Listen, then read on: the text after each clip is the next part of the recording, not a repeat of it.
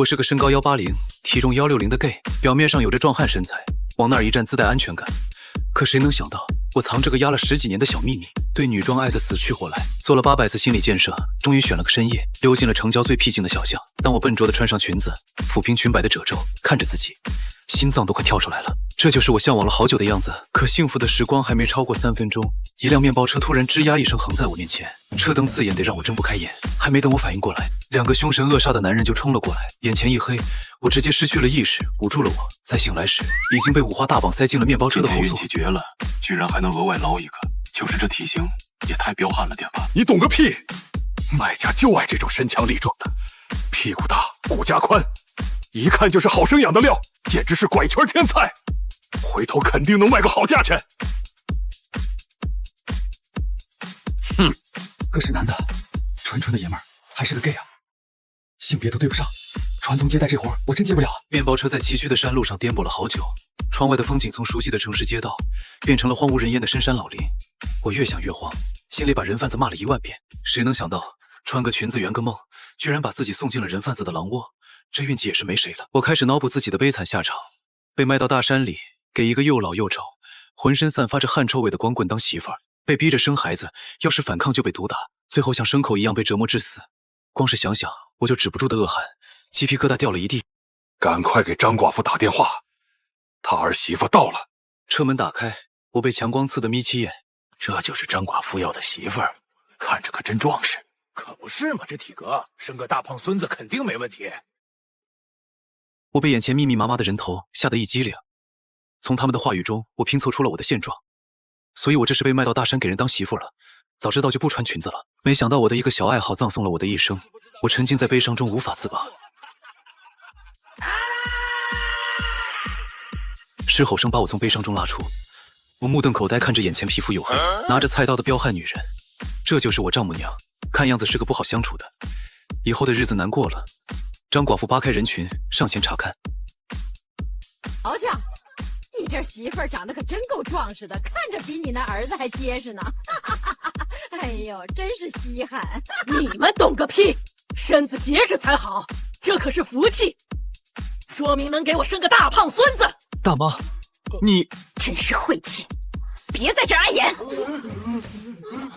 旁边的大婶被气得脸色发白，张寡妇拉着我，这下挖到宝了，我的大孙子有着落了，你最好老实点，不然没你好果子吃，也不要想着逃，村子里都是亲戚，抓住就打死。张寡妇声音发狠，我视线朝下移了一点，希望他们能看懂我的暗示，可这行为在他们眼里却成了邀功。啊，张大姐，你看你这新媳妇多懂事儿，在那说她身体棒，肯定能生个大胖小子给你邀功呢。闻言，张寡妇悦得合不拢嘴，她笑得像个傻子。我一个男的，还是个 gay， 怎么传宗接代？一想到把我拐来当媳妇的男人，一定是又丑又脏的死男人，我就止不住的恶寒，必须尽快亮明我男人的身份，不然真得当人媳妇了。我用力甩了甩头上的假发，想露出我那寸头，但这假发好像粘在我头上一样，怎么甩都甩不掉。为今之计，只能等他们把我松绑才能证明我的身份了。我长长叹了一口气，认命跟着张寡妇回家。见我乖乖跟上，张寡妇满意的点了点头。没走几步，一座石头砌的小房子出现在我眼前。看你听话的份上，我就把你身上的绳子解开，但你不要想着逃跑。张寡妇眯眼警告，我立即乖巧点头。在嘴上胶带被取下来的一瞬间，我立即开口：大娘，我实话告诉你吧，我是个纯爷们，根本不可能给你生什么大孙子。我是个身高180的 gay， 却因喜欢穿女装被当成女人拐进大山传宗接代。当我想尽快亮明我男人的身份时，你看我的头发都是假的，假的。我卯足了力气，可这假发硬是像长在我身上一样，怎么扯都扯不掉。我急得眼泪都要出来了。张寡妇目露凶光，死死盯着我的动作。哼，你外形长得是有些像男人，但你不要把我当傻子。他从上到下打量着我，你这身材比我都好，真以为我眼睛是瞎的？第一次有人夸我身材，我笑不出啊！要不你看看我？就在我想展示男性特征时，一男子走了出来，这一眼直接把我的魂都勾走了。明明生在大山里，脸却白里透红，眉眼俊俏，唇瓣透出淡粉，简直是我的理想型。这就是你给我找的媳妇儿？太丑了，我不要！一开口，简直就是声控的福利。抛开他说的话不谈，张寡妇一掌拍在他身上。你懂什么？这样才能生儿子。你看看这个，虽然长得一般，但身子骨强，到时候还能帮你下地干活。张寡妇随即回头看我，你刚刚说什么？我急忙摆手，我已经没什么要说的了。现在我只想和赵帅在一起，我特别喜欢做奶油泡芙。赵帅，好名字，人如其名啊。儿子，拿链子绑住他，不怕他抵抗。我这丈母娘真来事，还给我想好了今晚的主题。谁能想到被拐到大山当儿媳妇儿，居然遇到了自己的 crush。看着眼前秀色可餐的赵帅，我内心没有一点不安。恶人自有恶人磨，况且我这也不叫恶人，最多为民除害罢了。我的眼神直白盯着赵帅，他没忍住打了个冷战。我真是饿了，居然要跟你这样的丑女睡觉。我微笑看着他，心里默默更正，不是丑女，是帅气的猛姨。天还没完全黑透，张寡妇就催着我们睡觉了。儿子，今晚妈去你婶子家睡，就不打扰你们了。说完又警告我一次，院子里拴了几条大黄狗，要想逃没门。今晚我只求赵帅别逃，直男在我们这类人眼里都是处男，更不要说赵帅原本就是。这波我赚翻了。嘱咐好赵帅后，张寡妇哼着曲子心满意足离开了。虽然在赵帅眼里我长得丑，但还是个女人。张寡妇走后，她便迫不及待拿起他妈留下的链子朝我走了过来。我佯装害怕退后，一直推着屋内才停下脚步。赵帅看我退无可退，拿出锁把所有能逃的门窗全部都锁了起来，最后把钥匙丢了出去。门窗都锁了，今晚你逃不了了。我缓缓勾起一抹笑。那说好了，今晚我们谁都别逃。整个村庄全是赵帅的声音。张寡妇在隔壁婶子家一整夜都高兴的没睡着。第二天一早，张寡妇就迫不及待来查看战况。我接过张寡妇从门缝递进来的钥匙，打开了门。她气冲冲进来，往床铺边走去。看到自己妈妈进来，赵帅立即用仅剩的力气扯了扯被子。妈，你怎么不敲门啊？你进来干嘛？你都是我带大的，你躲什么？赵帅脸憋得通红，支支吾吾半天说不出一句话。张寡妇的目标可不在这儿。他利落掀开被子，看了眼床单，高兴地拍手离去。我老赵家要有后了！妈，你慢走。我在背后恭敬道，直到张寡妇走远，赵帅才警惕看着我。别过来，我要告诉我妈。赵帅像一只炸毛的小猫，我却觉得可爱至极。没事，慢慢来。我看我朋友他们都是这样的。见赵帅不太自然的样子，我没忍住想上前帮忙，可下一秒他就被吓得慌忙逃跑。我挑眉非常满意作品，没一会儿，赵帅就拉着他妈来了。妈，她不是女人。赵帅盯着我，眼里都是揭秘的得意。我知道我长得不好，是与男的有些相似，但你也不能这么说我。昨晚你说我是你的小心肝。我委屈看着赵帅，听到这些话，赵帅的脸瞬间爆红，急忙开口打断了我的话。别说了。儿子，我昨天看过了。虽然这姑娘是壮了些丑了点儿，但实实在在是个女的呀。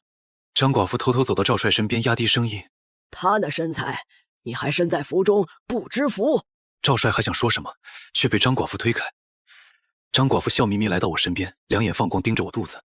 我装作害羞回避：“妈，这才1天，那这么快怀上？”对，这1个月我都给你们腾地方，你们2个可劲折腾吧，赶快给我生个大胖孙子。我笑眯眯看着赵帅，触及到我的眼神后，赵帅冷不丁打了个冷战。可能是第一次接触这些知识，赵帅时不时就要用大叫来表达自己获得新知识的幸福的兴奋。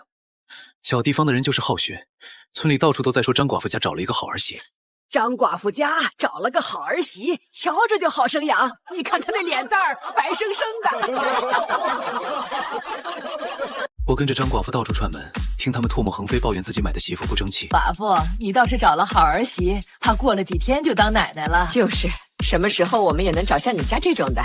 给我家儿子买了2个了，第1个逃跑被打死了，第2个难产死了，花了这么多钱，一男半女都没留下。我家也是，买来就关着，天天寻死觅活，看着就不舒服。正巧村里的青壮年从地里回来，个个俊俏不已，身上的衣服硬是穿出了时装的感觉。这个村子的男人质量真好，有福得同享了。各位婶子，如果你们不嫌弃的话，我有好几个像我一样体型的朋友，可以让他们嫁给你们儿子。此话一出，几人迅速警惕盯着我，我急忙摆手解释，我不跑，只是看到你们犯愁，我身为村子的一员，要为村子的发展做出贡献。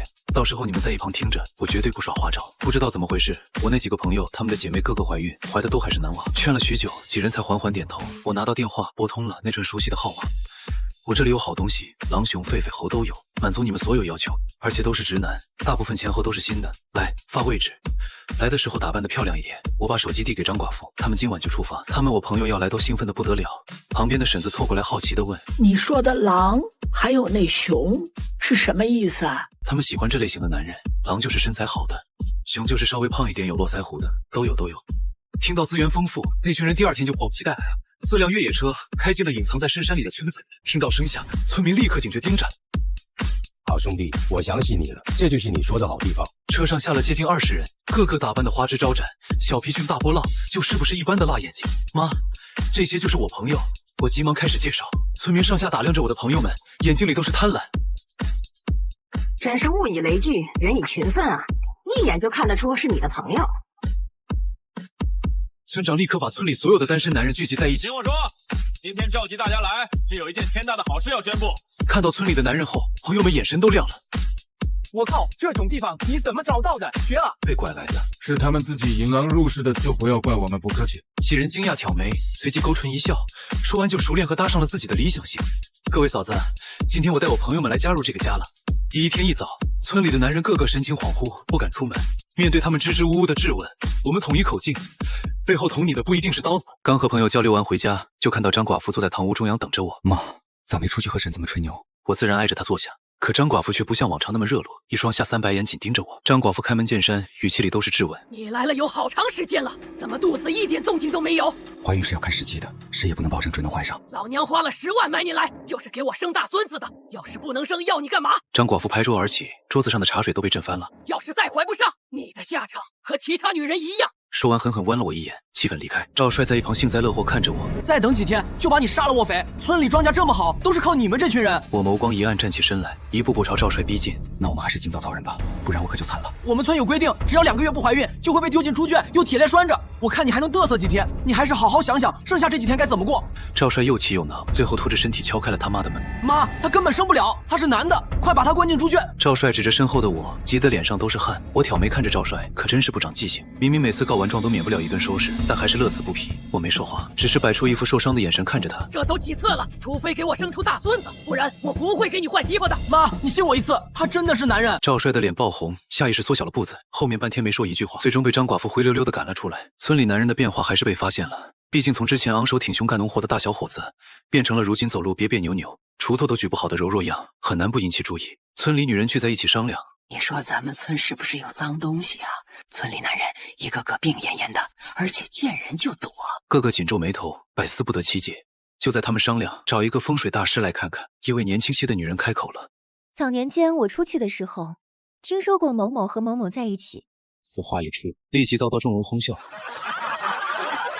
你怕是读了几年书，读傻了？男人咋在一起吗？真的，我没骗你们，他们用……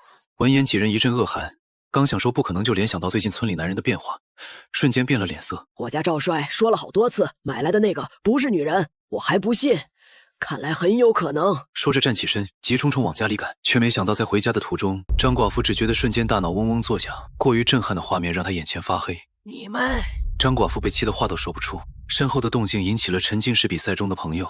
我靠，变态，居然偷干我们！朋友们迅速放下裙摆，一脸被玷污的样子。你们居然合起伙来骗我们！张寡妇的眼睛蹦出凶光，巨大的愤怒下手止不住的颤抖。自己蠢还怪别人，老子们都帅成这样了，还当我们是柔弱的小姑娘呢？你们祸害了这么多小姑娘，该我们霍霍你们村的小伙了。几人你一言我一语，差点把张寡妇气晕过去。你们这些挨千刀的，真以为我们村是好欺负的？我要让你们有命来没命回！张寡妇朝着村里吼了一声，不一会儿，村里人群都聚了过来，身份已经暴露。朋友们阿猴、阿狼、阿雄跑回边上的车里，换回了男人的衣服，又走了回来。看着陌生的男人，村民疑惑开口：“这些男的哪里来的？他们就是村里新来的女人。”怎么可能？要是男的，村里男人不早发现了。没一个人吱声。儿子，你说这几天你睡得是不是女人？见儿子不说话，身边的女人急得声音都发颤了。这位大娘，沉默代表了不是。还有纠正你一点，不是对我，是我的。当即女人就举起手里的锄头要来拼命，被身边的儿子拉了下来，大地上嚎啕大哭。突然，我这是造了什么孽呀？找了这么个扫门星，我家的香火要断了呀！都怪你家那，非要介绍他什么朋友来，才让我儿子变成这样了。把矛头转向了张寡妇，她眼里满是恨意。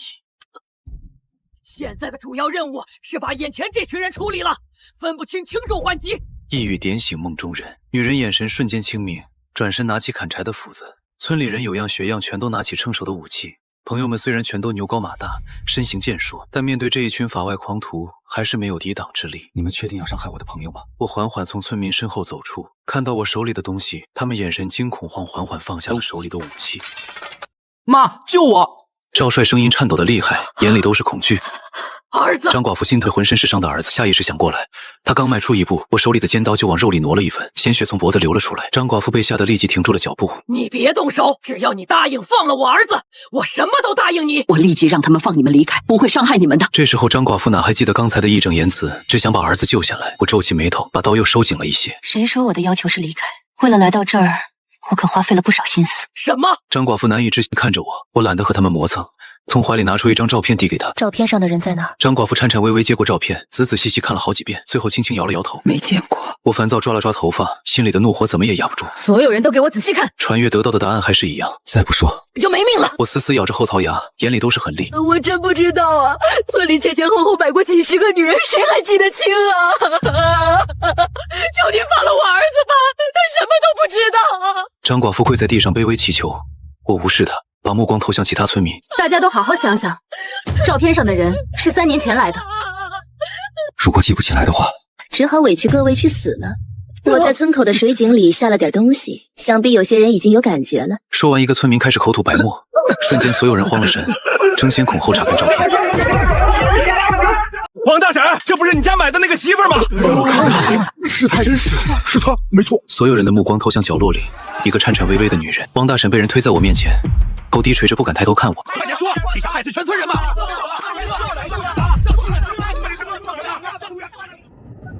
人在哪儿？人呢？我的身体因为激动而微微颤抖，王大婶身体抖得像个筛子，支支吾吾半天说不清楚。我耐心搞清，狠狠踹了他一脚。人早死了，死了。声音几不可闻，但在我耳中却犹如惊雷。我的瞳孔骤然收缩，整个人愣在原地，手里的刀滑落了都不知道。赵帅趁机挣脱束缚跑了出去，我的大脑一片空白。等我回过神来，发现村民又重新拿起了武器。张寡妇拿起锄头朝我砸来，还没等她靠近，我就因为毒发狠狠砸在了地上。你们以为下毒是骗你们的呢？我嘴角噙着一抹笑，但眼里的戾气越来越重。人是怎么死的？我蹲在王大婶旁边，手里的刀毫不客气扎进她的手掌，凄厉的惨叫响彻了整个村子。再不说，这只手就没了。疼痛和恐惧占据了她的全部。我说，这个女人是3年前我给我儿子买来的媳妇儿，当时花了8万，可是她来了之后，整天寻死觅活的，还不准我儿子睡她。好不容易怀上了，他还想把我孙子搞落了，最后没得办法，我就把他关进了猪卷儿。可那个小德，猪会吃人吗？就是可惜了我未出生的孙子。心像被撕开，疼得我眼眶发红。我死死盯着眼前还在为那不曾谋面的孙子惋惜的女人，手起刀落，结束了她的叽叽喳喳。村里人呆呆看着我，没想到我真的会下手。谁是他儿子？没人回答，全都低垂着头。巨大的痛苦和愤怒已经占领了我的大脑。人群中，一个男人身体颤抖的厉害，几乎站不稳。我跨步走进他身旁，语气里都是肯定。你是他儿子吧？不说话，那应该就是了。一刀封喉，王大婶的儿子捂住脖子，惊恐倒在地上。做完这一切，我浑身泄力，瘫坐在地上，眼泪终于止不住从眼角滑了下来。朋友刚想过来安慰我，就被其他人拉了回去。让我过去，让他发泄一会儿吧，毕竟那是他找了3年的妹妹。人你找到了，跟我们也没关系。你把解药给我们，放过我们吧。说话人笑得谄媚。不好意思啊，我只带了毒药，可没带解药。村民瞬间变了脸色。你什么意思？全村这么多人，难道你都要毒死我们？我勾了勾唇。你真聪明，这都猜得对，奖励一个大礼包。我不会放过你的！眼壁举起刀朝我砍来，原地站住，不准动！我疑惑转头，看到警察举着枪朝我们奔来，我眸光一暗，盯着朋友。小杨，我不能看着你这样，让这群人渣交给法律审判吧。朋友神色凝重看着我，我没说话，默默走到角落。队长，这里发现多名女性，必须出手！突然，身前投下一片阴影，我愣了愣，缓缓抬头，发现身前站着的你妹妹的尸骨应该在那边的土里。是这些天我救下来的女性。她们被折磨得面目全非，但此刻她们眼中有了细小的微光。女人指了指眼前不远的粪堆，我踉跄起身，却因情绪过激栽倒在地上。再次睁眼的时候，粪堆已经被刨开，里面找出了数十具尸骨。原来他们真的把女人握成了肥，愤怒几乎吞噬了我的理智。这一刻，我想把这村里的所有人挫骨扬灰。涉案人数众多，警察直接叫了几辆大巴，看着村里人踏上了大巴，我的愤怒再也止不住。我清楚的知道，他们当中有一些人仍旧可以活着，法律对他们的审判还远远不够，开车的人手不够。我主动站出，担任了村民所在大巴的司机。看着这车，我特意聚集出一定不会判处死刑的人，我稍微松了一口气。这车人加上一定会判死刑的，至此这个村一个都跑不掉。启程回去的路上，到了转弯的悬崖，我踩死油门，将这群畜生带进了深渊。妹妹别怕，哥哥来陪你了。再次睁眼，眼前是白茫茫的一片，刚想抬手，身体就传来剧烈的疼痛。我一愣，居然没死！我靠，你终于醒了！昏迷3个月了，医生说你能活下来就是奇迹。朋友眼眶通红，声音带着后怕的哽咽。我挣扎着想起身，却被他按了回去。你全身粉碎性骨折，骨头都接了8处，裹得跟粽子似的。别动！我喉咙干涩，每说一个字都牵扯着胸腔的疼。都死了，一个没剩。大巴坠崖后，警方清理现场，没找到活口。你是被路过的驴友发现救下来的，命硬得很。眼泪不受控的滑落，我猛地扯掉手背上的输液管。当年若不是我让妹妹来城里找我，她不会被人贩子盯上；若不是为了找她，爸妈也不会在途中出车祸。这一切的罪孽都该由我来偿。小杨，这不是你的错，你为了找妹妹，穿女装故意被拐8次，每一次都是九死一生。这次你不仅找到了她的尸骨，还端了整个人贩子窝和那个魔鬼村庄，你已经做得够多了。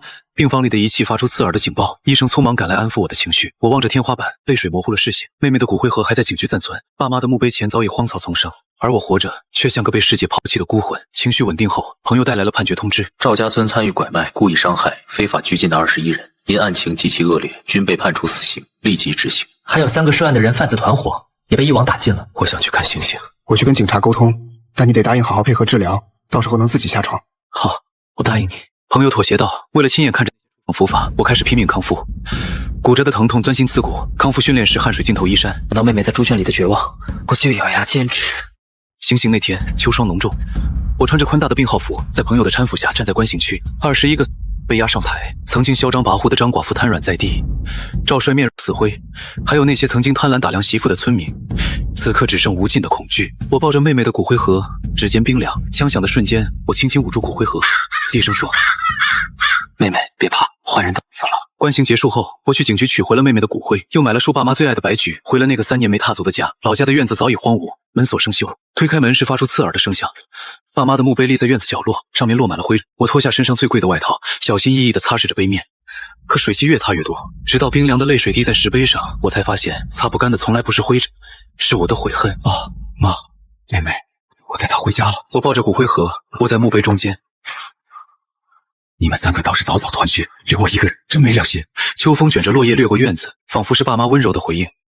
我蜷缩在冰冷的石碑旁，意识渐渐模糊。这一次，我不想再挣扎，只想在梦里回到那个没有拐卖、没有伤痛的从前。再次醒来时，我躺在熟悉的出租屋里，朋友坐在床边，眼底满是疲惫。你总算醒了，在墓碑旁睡了1天1夜，差点冻出病。我坐起身，妹妹的骨灰盒就放在床头柜上，木质的盒身被我抱得温热。警方那边还有后续吗？有，警方在清理赵家村时发现了一本账本，上面记录了近10年的拐卖交易，除了卖给村里的，还有不少女人被转卖到了邻省的深山里，甚至有几个被卖到了境外。账本呢？在警方手里，他们已经成立了专案组，正在追查其他买家和人贩子团伙。还有件事，警方在王大婶的地窖里发现了一盘录音带，里面是你妹妹的声音。我浑身一僵，手指颤抖着接过朋友递来的录音笔，按下播放键的瞬间，妹妹带着哭腔的声音从里面传来：“他们把我关在猪圈里，这里好臭。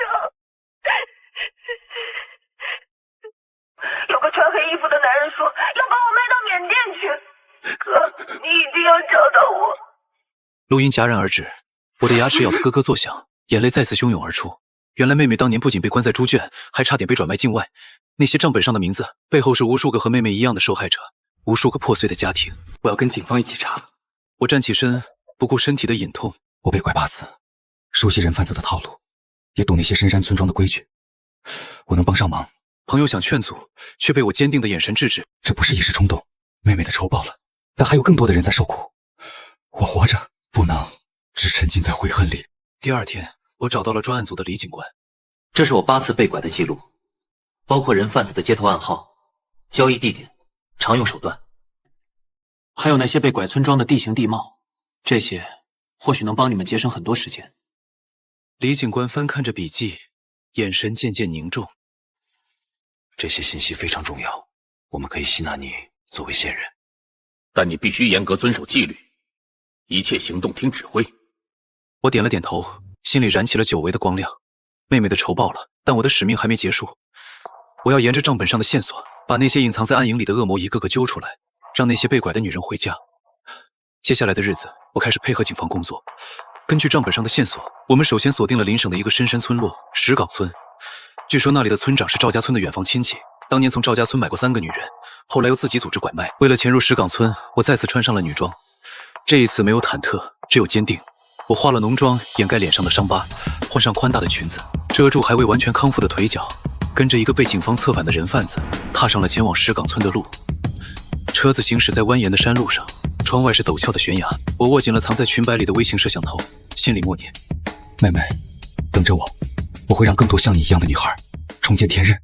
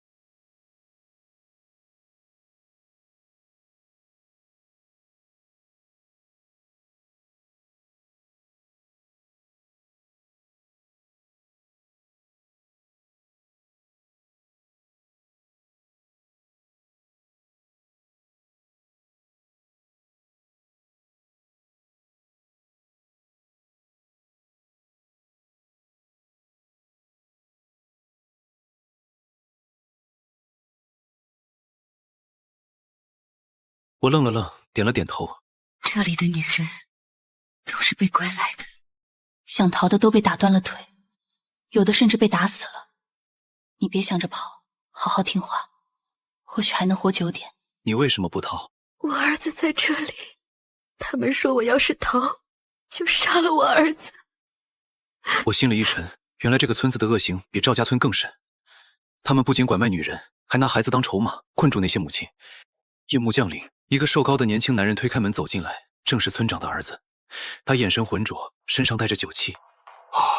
让我来跟你圆房。我站起身，我有点不舒服，能不能明天？